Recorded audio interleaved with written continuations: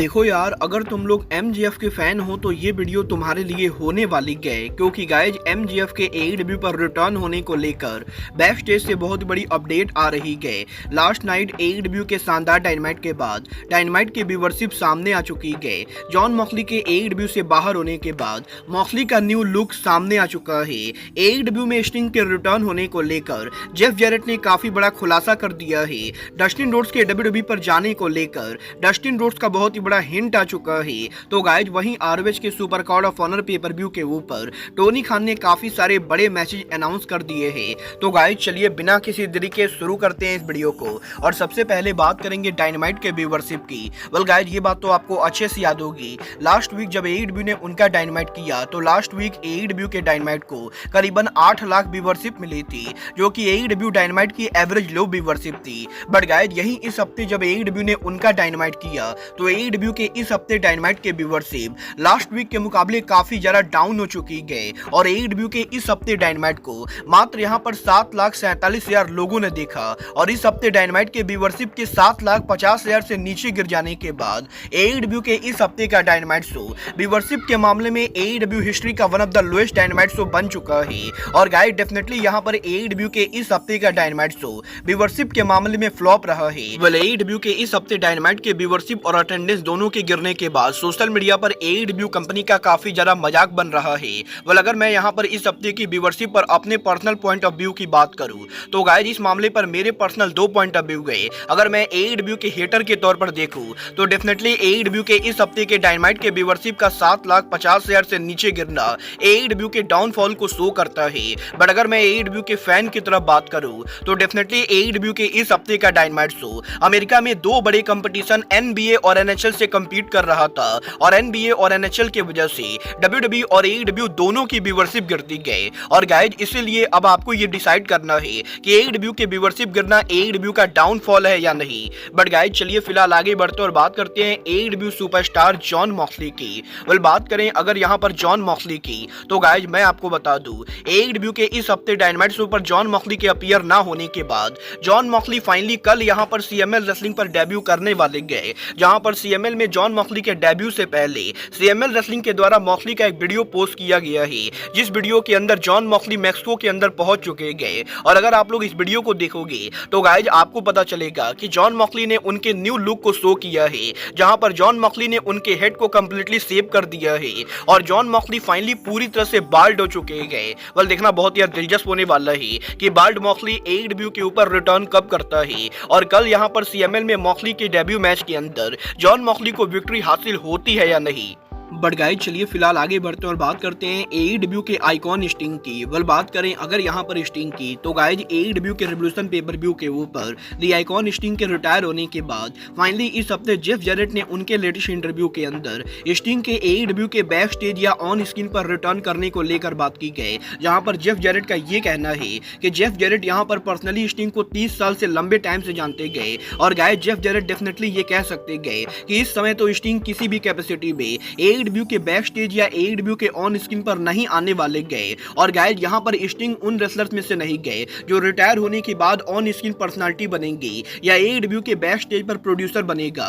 और guys Jeff Jarrett ये believe करते गए कि स्टिंग के रिटायर होने के बाद वो लंबे टाइम तक अब यहाँ पर रेसलिंग से दूर रहने वाले गए और ना तो एईडब्ल्यू के बैक स्टेज के ऊपर और ना ही एईडब्ल्यू के ऑन स्क्रीन के ऊपर आइकॉन स्टिंग यहाँ पर अपीयर होने वाले गए। मतलब ये तो आने वाला टाइम बताएगा कि स्टिंग यहाँ पर एईडब्ल्यू में अगली बार अपीयर कब होते गए। बट गाइज जहां तक बात रही अपीयर होने की तो गाइज यही एईडब्ल्यू के वर्ल्ड एंड पेपर व्यू के ऊपर एमजीएफ के आखिरी बार एईडब्ल्यू पर अपीयर होने के बाद इस समय इस चीज को लेकर काफी ज्यादा कंफ्यूजन चल रहा है कि आखिर एमजीएफ आगे क्या करने वाले गए। क्योंकि गाइज हाल फिलहाल में एईडब्ल्यू के वेबसाइट के ऊपर एमजीएफ के मर्चेंडाइज और एमजीएफ की पिक्चर को हटा दिया गया है।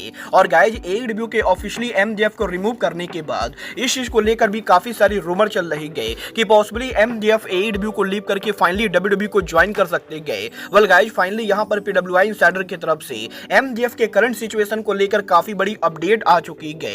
गाइज यहाँ पर PW इंसाइडर ने इस चीज को कंफर्म कर दिया है कि MJF के यहाँ पर इंजर्ड होने के बाद वो यहाँ पर करंटली उनकी इंजरी से रिहैब कर रहे गए। और गाइज जहां तक बात रही MJF के कॉन्ट्रैक्ट सिचुएशन की, तो गाइज वैसे तो MJF ने डायरेक्टली अभी तक किसी को भी नहीं बताया है, बट गाइज जो भी लोग हायर पोजीशन पर AEW पर काम करते गए वो सभी यहाँ पर ये बिलीव करते गए कि टोनी खान ऑलरेडी MJF को मल्टी ईयर कॉन्ट्रैक्ट में साइन कर चुके गए और MJF का वेबसाइट से हटना ये यहाँ पर AEW के स्टोरी लाइन का हिस्सा है। और गाइज यहाँ पर AEW के बैक स्टेज के ऊपर काफी सारे लोगों का ये भी कहना है कि AEW के बिग बिजनेस के ऊपर मर्सिडीज मोन के डेब्यू शो के बाद अगले दिन यहाँ पर AEW के ऑफिस के अंदर MJF को देखा गया था।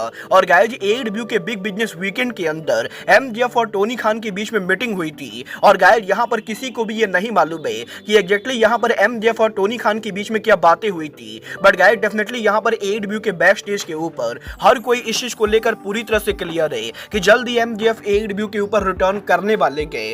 अब ये तो आने वाला टाइम बताएगा कि मैक्सवेल जेकब फ्रीडमैन AEW पर रिटर्न कब करते हैं।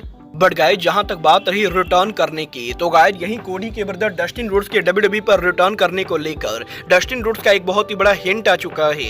वेल गाइज ये बात तो हम सभी लोगों को मालूम है, करंटली WWE के अंदर कोडी उनके करियर की बिगेस्ट स्टोरी लाइन पर काम कर रहे गए। और गाइज ब्लड लाइन में रॉक के शामिल होने के बाद कोडी रोड्स को रोमन रेस को बीट करने के लिए बड़े बैकअप की जरूरत है। और इसीलिए सोशल मीडिया के ऊपर लगातार कोडी के फैंस डस्टिन रोड्स से ये पूछ रहे गए कि क्या वो उनके ब्रदर कोडी रोड्स की मदद करने के लिए रेसलमेनिया पर अपीयर होंगे। वेल गाइस लगातार काफी सारे फैंस के डस्टिन से ये सवाल पूछने के बाद फाइनली यहां पर डस्टिन रोड्स ने रिप्लाई किया है, जहां पर डस्टिन रोड्स ये कहते गए कि वो यहां पर डेफिनेटली कोडी रोड्स के लिए बैकअप होने वाले गए। और लोगों को यहां पर डस्टिन रोड्स को लेकर जो लगता है मामला यहां पर इससे बहुत ही ज्यादा बड़ा है। और कुछ इस तरीके से डस्टिन रोड्स ने ये हिंट कर दिया है कि वो यहां पर पॉसिबली रेसलमेनिया के ऊपर कोडी रोड्स की मदद करने के लिए जाने वाले गए। वेल देखना बहुत ही दिलचस्प होने वाला है कि क्या सच में टोनी खान डस्टिन रोड्स को अलाउ करते हैं या नहीं। और अगर यहां पर डस्टिन रेसलमेनिया पर अपीयर होते गए तो क्या वो यहां पर गोल्डेस्ट कैरेक्टर के अंदर अपीयर होते हैं। वेल अब ये तो आने वाला टाइम बताएगा कि रेसलमेनिया पर डस्टिन रोड्स AKA गोल्डेस्ट रिटर्न करेंगे या नहीं। बट गाइस चलिए फिलहाल आगे बढ़ते और बात करते हैं ROH के अगले pay per view super card of honour की।